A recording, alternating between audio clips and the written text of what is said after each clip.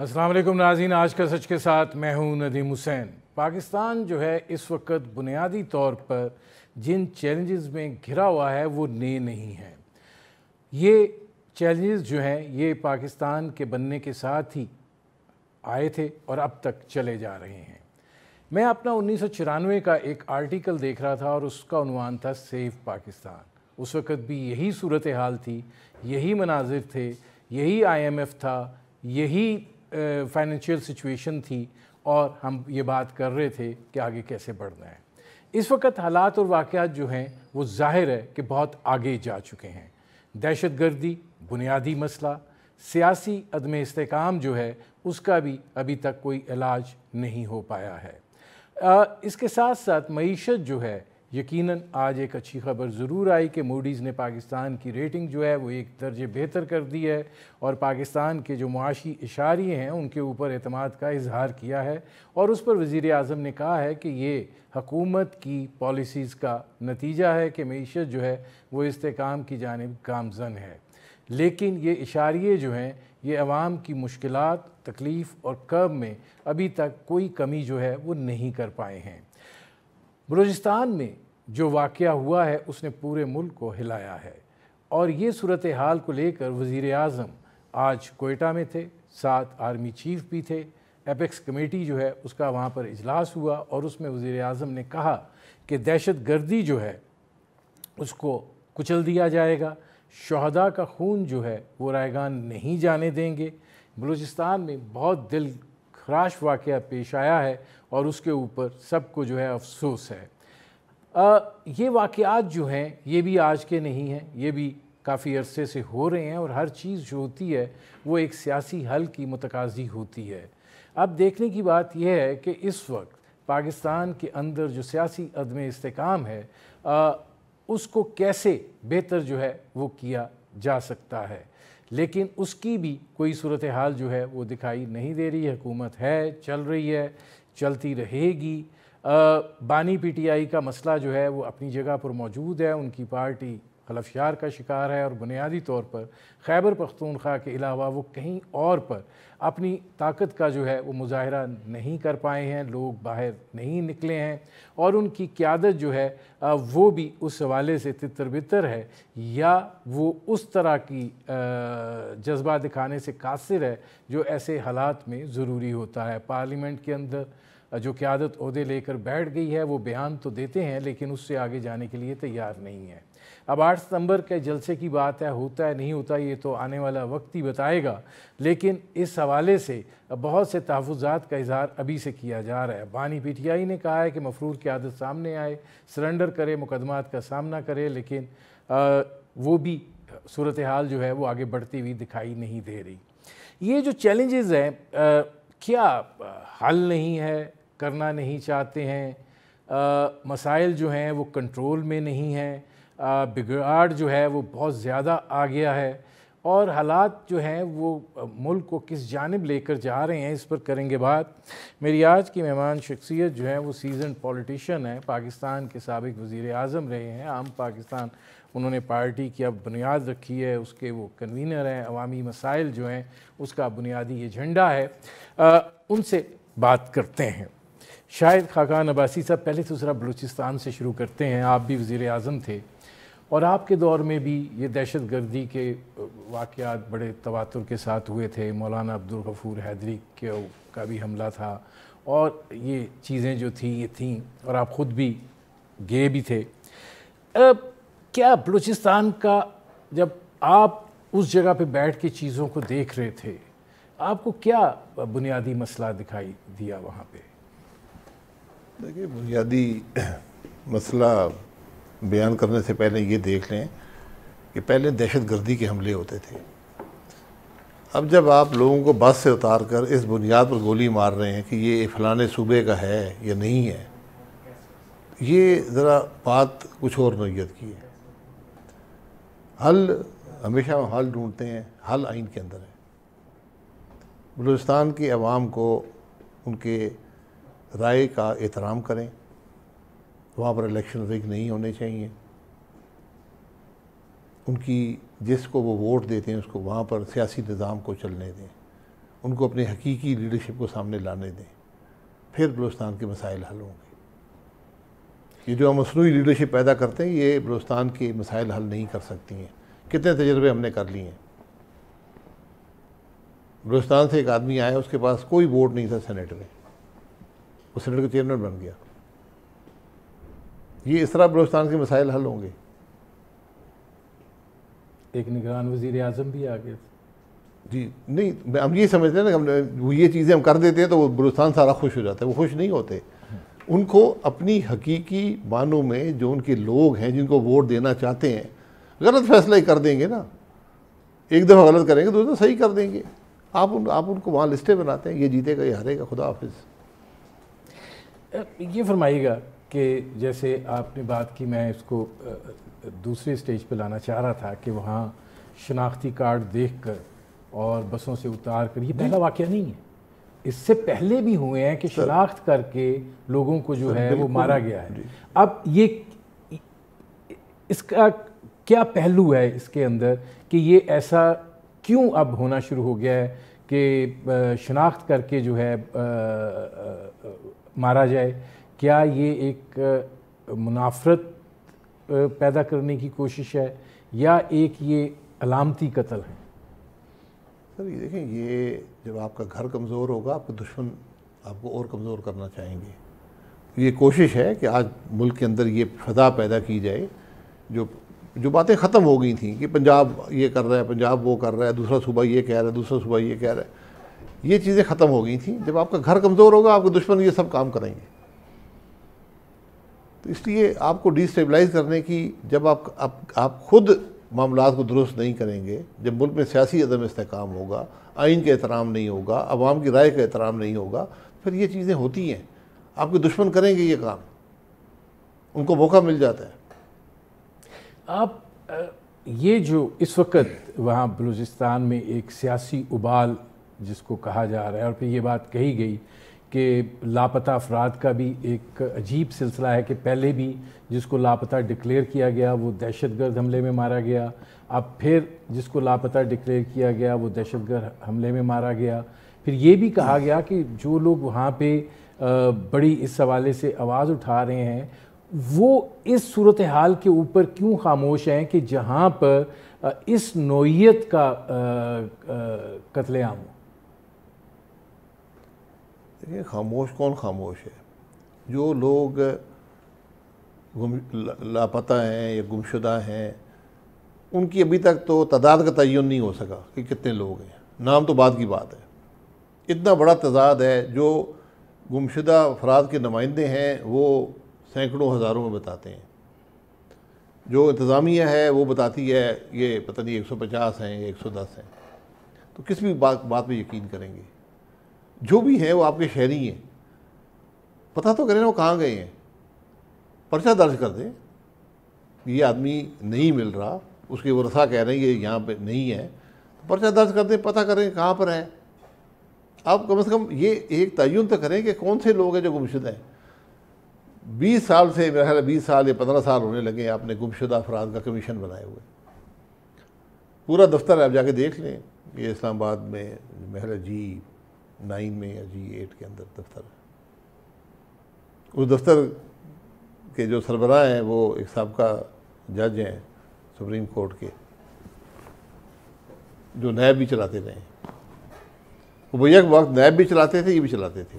तो नहीं, हमने इतना उसको इम्पोर्टेंस दी हुई थी कि जो आदमी नैब चलाता था। इम्पोर्टेंस इसीलिए दी हुई थी कि वो जिस तरह चला रहे थे जी, इस तरह नैब चलाई है, फिर इस तरह वो भी चला रहे हैं, लेकिन उनको मुकम्मल तहफ़्फ़ुज़ हासिल है। आज इस मुल्क के जो सदर है, वज़ीर आज़म है, वज़रा की 70%, सेनेट का चेयरमैन, इन सब के ख़िलाफ़ उस आदमी ने झूठे मुकदमे बनाए और ये उसका कुछ नहीं कर सकते। उसको कुर्सी, एक कमीशन की कुर्सी से नहीं हटा, जहाँ 15 साल से बैठा हुआ है। ये हालत है हमारी आज। यहाँ हर करप्ट आदमी को तहफ़्फ़ुज़ हासिल है, निज़ाम तहफ़्फ़ुज़ देता है उसको, क्योंकि ऐसे लोग चाहिए होते हैं जो हर झूठ बोल देंगे, हर गलत काम कर देंगे। फिर कहते हैं मुल्क नहीं चलता। कैसे मुल्क चलेगा? ये बताएं कि आप भी बलूचिस्तान गए इन हालात और वाक़यात के नतीजे में।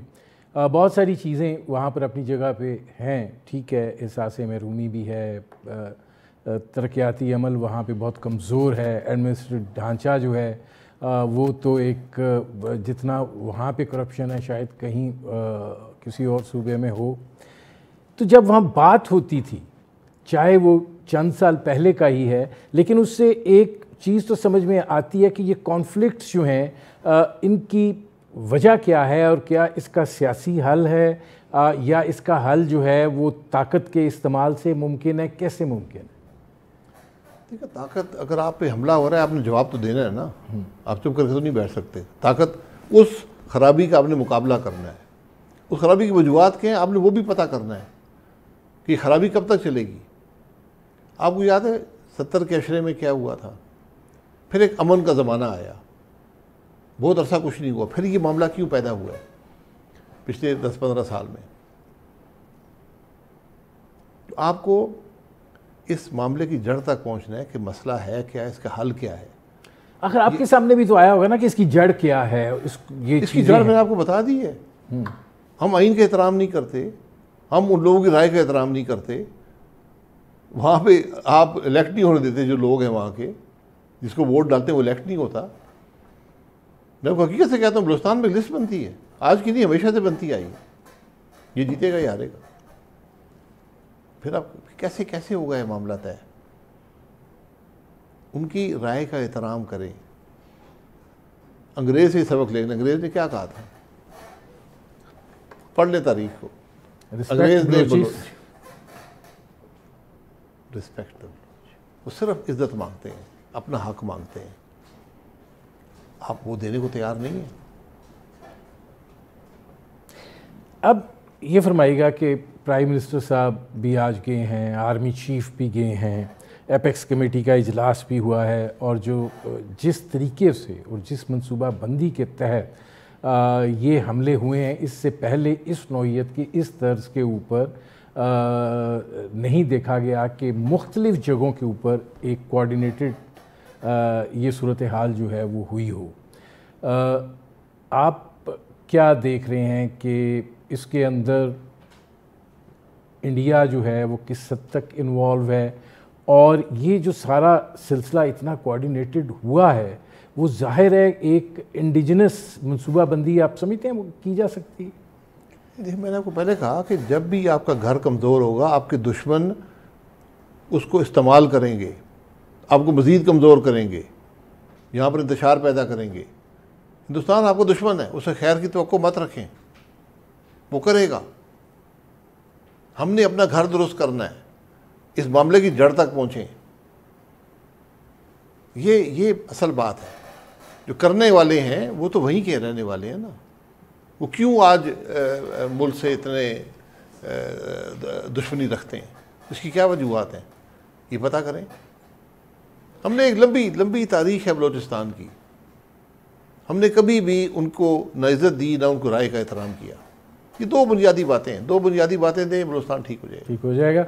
नाज़रीन, साबिक़ वज़ीर आज़म पाकिस्तान शाहिद खाकान अब्बासी से हमारी गुफ्तगू जारी है। वक्त हुआ एक मुख्तसर कमर्शियल ब्रेक का, मिलते हैं इस वक्फे के बाद। Welcome back. नाज़रीन, मेरी आज के मेहमान शाहिद खाकान अब्बासी, साबिक़ वज़ीर आज़म पाकिस्तान, उनसे हमारी गुफ्तगू जारी है। अच्छा खाकान अब्बासी साहब, आप ये फरमाइएगा कि इस वक्त जो मुल्क की सियासी सूरत हाल है, आपको लगता है कि जिस तरीके से हालात और वाक़यात को कंट्रोल करने की कोशिश थी वो उसमें कामयाबी हो गई है? पाकिस्तान तहरीक इंसाफ भी एक तितर बितर का ही शिकार दिखाई देती है, और वो जो मुज़ाहमत की और वो उसकी तवक्को थी वो अब मादूम नहीं होती जा रही। ये कामयाबी है, एक जमात तितर बितर हो गई है। हुई है नहीं तो वक्त बताएगा, लेकिन ये कामयाबी की मेयार तो नहीं है, ये कामयाबी का पैमाना नहीं है। सियासी जमात, उनकी गलती ये है कि उनको पार्लियामान के अंदर सियासत करनी चाहिए थी। सड़कों पे भी उनका हक है, लेकिन अगर मे 9 के वाक़यात में मुलव्वस हैं तो उनको जवाब देना पड़ेगा। आप अपनी हुकूमत की तनसीबात पर हमला नहीं कर सकते, आप नहीं जला सकते। आप फौजी तनसीबात पर हमला, जिस मुल्क के अवाम फौजी तनसीबात हमला शुरू कर दें, वहाँ कुछ नहीं बचेगा।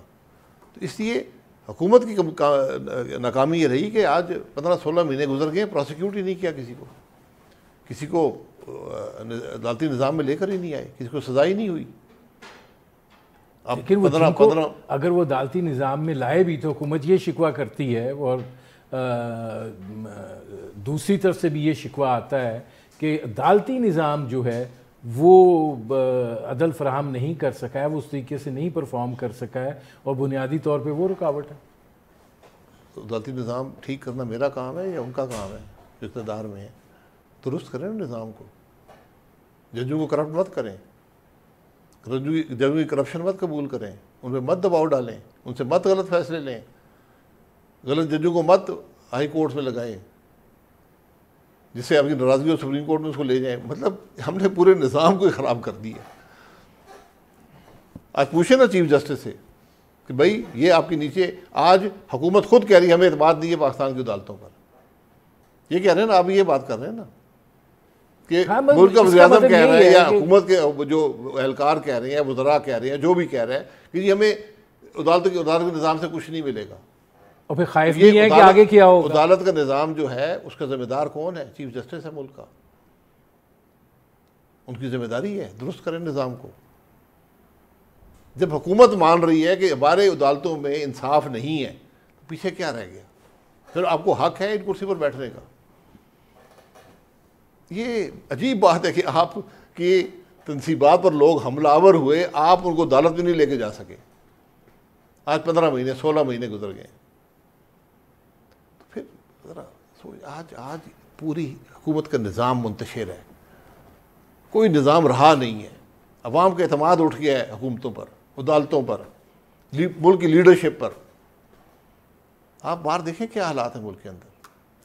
नहीं, अब ये भी तो देखें ना कि इस वक्त शिकवे शिकायतों को लेकर एक तो अदारा जाती तनाव है, और एक इदारों के अंदर अपनी एक तकसीम है, जिसकी वजह से आपको ये नहीं लग रहा कि हम एक ऐसी सूरत हाल में आगे हैं कि जहाँ पे हर कोई अपने तहफ़्फ़ुज़ के लिए इक़दाम कर रहा है। ये तहफ़्फ़ुज़ कोई असूल की बुनियाद पे है, ये मुफाद की बुनियाद पे है। आज पूरी पार्लिमान, पूरी हुकूमत इस काम में लगी है कि आईनी तरमीम कर लें, मुल्क के मसाइल हल करने के लिए नहीं कि जजों की उम्र बढ़ा दें 3 साल या 2 साल, जो भी पता नहीं क्या करना। आपका क्या ख्याल है, सिंपल मेजॉरिटी से ये चीज़ तस्लीम करवाई जा सकती है? नहीं, सिंपल मेजॉरिटी से नहीं हो सकती, आपको आईनी तरमीम करनी होगी।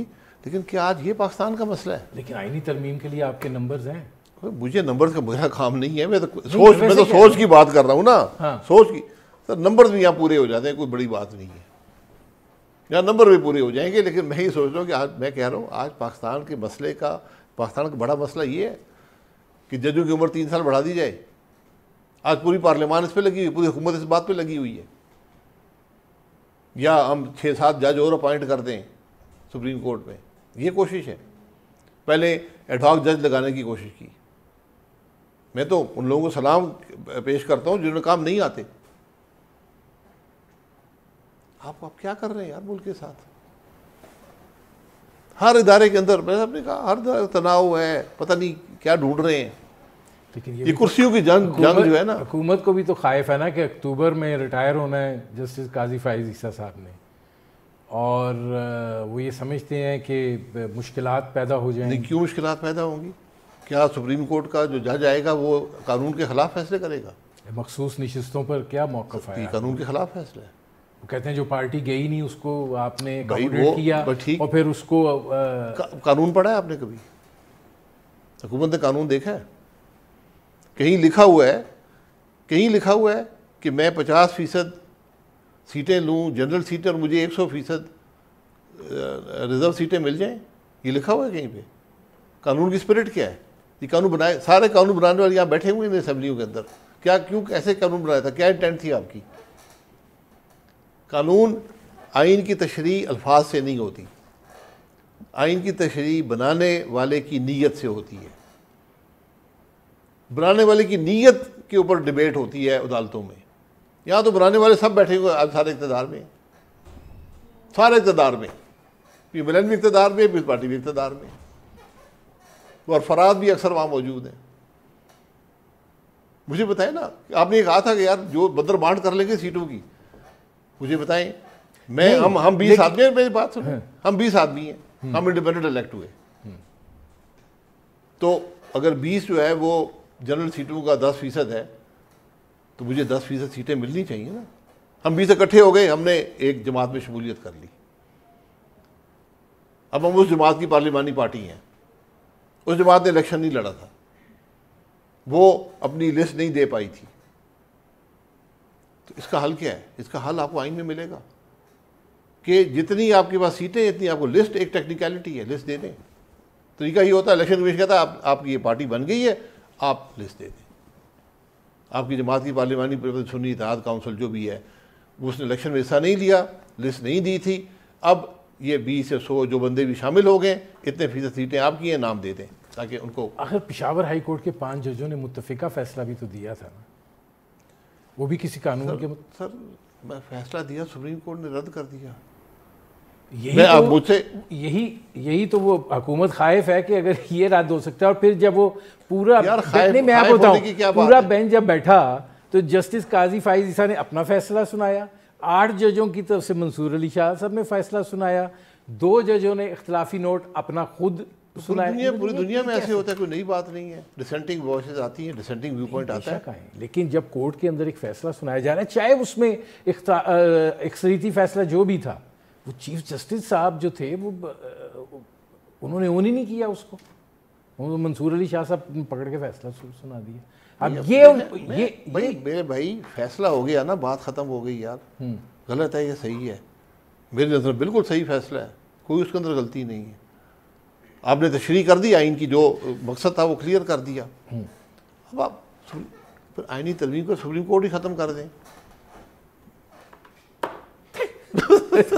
उसी को उड़ा दे, वो पूरा सेक्शन उड़ा दे सुप्रीम कोर्ट वाला, हाई कोर्ट ही फैसला किया करेगी आपसे। मतलब हमने मजाक बना लिया ना मुल्क का, फिर सही तरह मजाक उड़ाएं उसका। आपने कोई इदारा छोड़ा है मुल्क के अंदर? हम सब इसमें शामिल हैं, सब शामिल हैं। क्या आज अपने मुल्क की हालत क्या कर दी है? शर्मिंदगी तो करे, शर्मिंदगी इजहार तो कर देना, हमसे गलती हो गई यार, मजीद गलतियां कर रहे हैं। अब जजों की उम्र बढ़ाएंगे, मैं कहता हूँ कि 100 साल उम्र कर दें यार, ख़त्म करें इसको एक दफ़ा। नाज़रीन, साबिक़ वज़ीर आज़म शाहिद खाकान अब्बासी से हमारी गुफ्तगू जारी है। वक्त हुआ है एक मुख्तसर से कमर्शियल ब्रेक का, मिलते हैं इस वक्फे के बाद। वेलकम बैक नाज़रीन, मेरी आज की मेहमान शख्सियत शाहिद खाकान अब्बासी, साबिक़ वज़ीर आज़म पाकिस्तान, उनसे हमारी गुफ्तगू जारी है। अच्छा शाहिद खाकान अब्बासी साहब, ये फरमाइएगा कि सियासी इस्तेकाम के लिए सब जानते हैं बातचीत बड़ी ज़रूरी होती है। अब बानी पीटीआई जो है वो 2 जमातों से तो बात करने के लिए बिल्कुल तैयार नहीं है, तो ये अमल जो है ये फिर कैसे आगे बढ़ सकता है? वो कौन सा तरीका है कि जिसके नतीजे में ये बात आगे बढ़े? मैं आपको पहले भी बहुत दफ़ा कह चुका हूँ, 6-7 आदमियों की बात है, एक टेबल पर बैठें, बेशक एक दूसरे से बात मत करें, पहले दिन बैठे हुए नजर आए, दूसरे दिन हो सकता है एक दूसरे से बातचीत शुरू कर दे, अस्सलाम वालेकुम तो कह देंगे, तीसरे दिन बातचीत जी, वो कह रहे हैं बानी साहब जो है ना, वो कह रहे हैं कि मैं फ़ौज से बात करूँगा। फौज के सरबराह वहीं, उनकी फ़ौज से, वो फ़ौज से बात कर लें, उनका भी कोई आइन के ऊपर दीन ईमान नहीं है, वो सिर्फ इक़्तिदार चाहते हैं। ये इक़्तिदार की कुर्सियाँ घर छोड़ के आए, अपना मुफाद, अपने इदारों का मुफाद घर छोड़ के आए सारे, फिर बात बनेगी। वो तो कोई नहीं छोड़ेगा, नहीं छोड़ना पड़े, नहीं छोड़ेगा तो फिर एक दिन छूट जाएगा आपसे। तारीख के सबक बड़े तल्ख हैं इन मामलात पे। नहीं आप देखें इस वक्त मसला क्या है, मसला ये है कि बाकी सारी पार्टियां बैठ सकती हैं एक टेबल के, आज आप ऑल पार्टीज कॉन्फ्रेंस बुला लें, सारे चले आएंगे, लेकिन नहीं आएंगे तो एक साहब नहीं आएंगे, वो सिर्फ एक ही टेबल पर जाने के लिए तैयार हैं, जहाँ कोई दूसरा ना हो। चलें यही कर लें यार, उनके बगैर नहीं आते तो ना आए, आप दावत दें, आप कहें जी हम अपनी कुर्सियाँ घर छोड़ के आ रहे हैं, आज यहाँ पर आएँ, अगले मुल्क के एजेंडे की बात करें, जो नहीं शामिल होता ना शामिल हो, आप तो अपनी कुर्सियाँ छोड़ें ना। आज आपको कंसेंसस से एक हुकूमत चाहिए, फौज भी शामिल हो, एजेंडा बनाएं, आगे इम्प्लीमेंट करें। मतलब आप ये कह रहे हैं कि कौमी हुकूमत बनाई जाए, जो भी नाम देते हैं, आइन के अंदर रहकर, आइन कोई इस पर बार नहीं लगाता। गैर मामूली हालात हैं आपके मुल्क की, आपको गैर मामूली रास्ता चाहिए। अगर आप मुल्क में जज की उम्र बढ़ाने के लिए तरमीम कर सकते हैं तो कोई और तरमीम भी कर सकते हैं। आज इस बात को समझें, आपके गैर मामूली हालात हैं, आपके पास हल नहीं है, आप नाकाम हो गए हैं, वाज़ेह नाकामी नज़र आती है, सिर्फ अंधे को नज़र नहीं आती। आपको लगता है कोई और इन हालात में कामयाब हो सकता है? नहीं, इसीलिए मैं कह रहा हूँ कि सब बैठे। जब सब बैठेंगे तो एजेंडा तय करें ना, एजेंडा तय करें। मैं बैठा ये नहीं कि आप बैठे आज ये ठीक है जी कल हुकूमत बना लें, नहीं, एजेंडा तय करें, आपने करना क्या है मुल्क में, उसको जाके इम्प्लीमेंट करें, उसकी जिम्मेदारी लगाएं, कुछ अफराद की तमाम जमातों से ले लें, जाके उसको इम्प्लीमेंट करें। आप एक इत्तेफाक राय पैदा कर लेंगे, लेकिन आपने IMF के पास भी जाना है, आपको सऊदी अरब से मज़ीद कर्जा भी चाहिए, आपको सऊदी अरब, चीन और UAE से रोल ओवर भी चाहिए, फिर जाके IMF का प्रोग्राम जो है वो होगा। अब इस सारी सूरत हाल के अंदर आप क्या लगता है कि ये IMF वाला जो सिलसिला है ये हो जाएगा, और ये जो तवक्को कर रहे हैं 4 अरब डॉलर की फाइनेंसिंग गैप को पूरा करने के लिए, वो कोई नतीजा खेज़ हो जाएगी, मिल जाएगा कर्जा? देखिए, मैं इस पर बात नहीं करना चाहता, ये बात, इसको पब्लिक डिबेट का हिस्सा ये नहीं है, ये सेंसिटिव बातें हैं। बात ये है कि जब आप इकट्ठे बैठेंगे ना, उन इदारों को भी एतमाद मिलेगा। इस बात को समझें। जब लोग कहेंगे कि ये एक दूसरे को गालियाँ नहीं निकाल रहे, एक दूसरे को जेलों में नहीं डाल रहे, इनमें अक्ल आ गई है, ये मुल्क अपना चलाना चाहते हैं, हालात को दुरुस्त करना चाहते हैं, वो भी आपकी मदद करना चाहेंगे। जिस मुल्क के अंदर इंतशार हो, सियासी अदम इस्तेहकाम हो, कोई उसकी मदद नहीं करता। वैसे शाहिद साहब ये फरमाइएगा कि हुकूमत जिस तरीके से, जिस ऐनक से देख रही कि बुनियादी तौर पे उनके सामने एक मुज़ाहिमत है, वो PTI है या बानी PTI हैं, वो ये समझते हैं कि शायद उनको सॉर्ट आउट तकरीबन कर लिया गया है, कोई मुज़ाहिमत उस नौइयत की नहीं हो रही, और हम जो है हुकूमत चला रहे हैं और मामलात को आगे बढ़ा रहे हैं। आपको क्या लगता है, ये एक वाकई ऐसा है या एक सुपरफिशियल कॉन्फिडेंस है? तो कौन सा कॉन्फिडेंस है? कौन सी हुकूमत चल रही है? मुझे बताएं ना, ये हुकूमत चल रही है? अपने आप को खाम ख्याली है ना। आज़म है, ठीक है, पर ठीक, मैं कुर्सियां हैं, मैं मानता हूँ कुर्सियां हैं, उसके अलावा कुछ नहीं है। आप करें ना, फिर क्या मसला है, करें।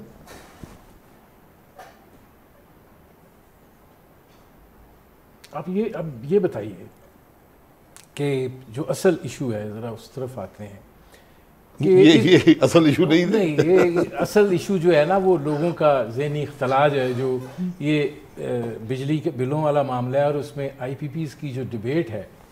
मतलब क्यों IPPs वाले जो हैं, जो इतना ज़्यादा कमा चुके हैं, अब लोकलाइज्ड हो चुके हुए हैं for the sake of country, वो क्यों नहीं रीनेगोशिएट करना चाहते कि इस तरह का कुछ हो जाए कि आवाम जो है, हमने जितना पैसा लगाया था उससे कई गुना ज़्यादा कमा रहे हैं, कमाएंगे भी, लेकिन किसी ऐसी हदूद में आ जाएं कि आवाम को भी कोई रिलीफ मिल सके। क्या मसला क्यों नहीं होता? तो आपने वादा किया हुआ है लोगों के साथ, आपने कॉन्ट्रैक्ट साइन किए हैं, चलो वो हो गया ना, तो कर दे, फिर कर दे ना, खत्म कर दे कॉन्ट्रैक्ट। क्या नहीं देते पैसे, खत्म कॉन्ट्रैक्ट। इस तरह अब आपको हक हासिल है, आप बात तो कर सकते हैं ना, और वो आगे से किसी पाकिस्तानी जज्बे का इजहार कर सकते हैं। आप जब IPP के इशू की समझ ही नहीं है, IPP में 70% हुकूमत खुद है, हुकूमत माफ कर देना। 70% हुकूमत है, 78% हुकूमत पाकिस्तान है, ठीक है। बाकी रह जाता है 22%। 22% में 3 चीन के प्लांट हैं और 65 अरब पैसा उनका है, जो कि 65 अरब कितना बनता है, वह 3-4% बनता है। 65 अरब वो लोग हैं जिनसे आप ऑलरेडी रीनेगोशिएट कर चुके हैं। जो पुराने प्लांट थे 94 की पॉलिसी के, छोटे मोटे 100 मेगावाट 200 मेगावाट के आगे पीछे लगे हुए हैं। आप क्या करना चाहते हैं? आप इशू की समझ ही नहीं है किसी को। आपका बिजली का मसला है क्या, पहले उसका तो पता करें ना। आईपीपी आपने कर रहे, आप न्यूक्लियर के पैसे मत दें। 450 अरब हर साल न्यूक्लियर को देते हैं, अब ना दें, पैसा बच जाएगा। आप 300 थर को देते हैं, वो भी ना दें, अब पैसा बच जाएगा। 175 आपके अपने प्लांट्स हैं, LNG हुकूमत की मलकियत है, उनको मत दें 175 अरब। ये 1.5 रुपया बिजली में यूनिट में कम हो जाएगा। आपके हाइडल हैं, सोलर हैं, विंड हैं, उनको मत दें पैसे। नहीं, आप ये कह रहे हैं कि डाउनवर्ड रिवाइज रेट नहीं हो सकता। डाउनवर्ड रेट क्या मतलब? उसको पैसे आपने जो कॉन्ट्रैक्ट किया है, जो आपने बनाया था कॉन्ट्रैक्ट, उसने तो नहीं बनाया था। उसने तो आपने कॉन्ट्रैक्ट दिया, आपने रेट दिया, आपने कहा ये कर लो, उनको ना दें पैसे, कम दे दें। लेकिन जो कम करेंगे वो 78% आपकी जेब से जाएगा, हुकूमत की जेब कम करेगी। उससे आसान हल है एक,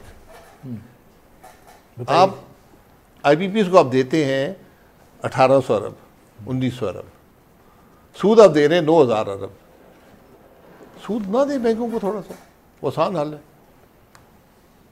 बैंक आज बेहतरीन पैसा बना रहे हैं मुल्क के अंदर, उनके पैसे काट दें, उनके 1000 अरब काट दें कि नहीं देते हम 1000 अरब, वो इससे आसान हल है। नहीं, वो तो आप अगर अपना पॉलिसी रेट नीचे ले आएंगे तो वो खुद ब खुद आपका एक फाइनेंशियल। जी, मैं तो आज जो पेमेंट कर रहे हैं ना, उसी में से जो भी पॉलिसी रेट हो, आप नहीं कह नहीं हम तो इतने नहीं देंगे, इतने देंगे, कम देंगे, वो बेहतर आसान। आपने अगर डिफ़ॉल्ट करना ही है ना, एक सॉवरेन डिफ़ॉल्ट इसे कहते हैं, कि जब एक मुल्क एक वादा करे और फिर उसको पूरा ना करे, उसको सॉवरेन डिफ़ॉल्ट। तो आप ये समझते हैं कि जो अवैस लगारी सब बातें कर रहे हैं उनको भी इशू की समझ नहीं? अवैस लगारी साहब अच्छे आदमी हैं, इशू की समझ सबको है, लेकिन हकीकत कितना बचा लेंगे आप मुझे ये समझा दें। मैंने आपको बताया ना, मेरी नज़र में जो आप बचा सकते हैं वो ये 360 अरब 400 अरब के करीब है। इससे 3.5 रुपया यूनिट कम हो जाएगा। लेकिन आप 3 प्लांट्स जो कोल के हैं उसमें डिफ़ॉल्ट कर जाएंगे, जिसमें कतर भी शामिल है, उसके अंदर आपकी अपनी कंपनियां भी हैं, उसमें चीनी कंपनियां भी हैं, और लोन चीनी बैंकों का है, इस पर आपको डिफ़ॉल्ट करना पड़ेगा। जब मैं IPP लगाता हूँ या कोई चीज़ लगाता हूँ, मैं लोन लेता हूँ बैंक से, उसके ऊपर एक रकम मैंने देनी होती है, तो वो रकम मैं, इसका मतलब है बिजली की कीमत कम नहीं हो सकती। बिजली की कीमत कम करने का ये तरीका है कि मुल्क की मईशत को बढ़ाएं। कुछ और तरीके हैं, लेकिन वो आपको सोचने पड़ेंगे। उस सोच हुकूमत के अंदर वो नहीं है, ज़रा मुश्किल तरीके हैं। बहुत शुक्रिया शाहिद खाकान अब्बासी साहब। नाज़रीन, ये थे साबिक़ वज़ीर आज़म पाकिस्तान शाहिद खाकान अब्बासी, उनकी आपने गुफ्तगू सुनी। अब तक के लिए इतना ही, इजाज़त दीजिए, अल्लाह हाफ़िज़।